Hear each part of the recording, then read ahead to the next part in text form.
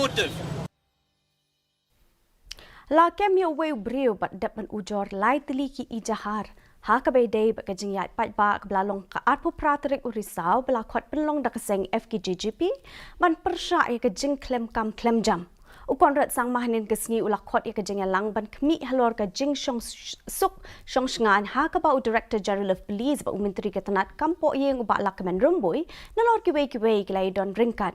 U Conrad Sangma ha ka jinga kena bagi lap thai khubor ula ong baki pulet kiladat ban itho dur khmat jong ki babon ki benon kti ka jingja ka balam sha ka jingsha kem jongki la ro ban ong ba ka jing Pynlong ka jingyat pat ba ban persya ka jing klem kam klem jam ha ka ba kalami ka jing klumar syok brio bakin thupru ya ki nok tho khubor bat ka jing punjulor ya ki kali.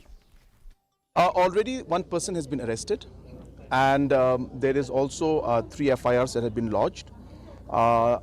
Large number of people, I don't want to give numbers, I know the numbers but I don't want to give it out, have been identified who were the main miscreants who have attacked innocent people, and necessary action is going to be taken against those people.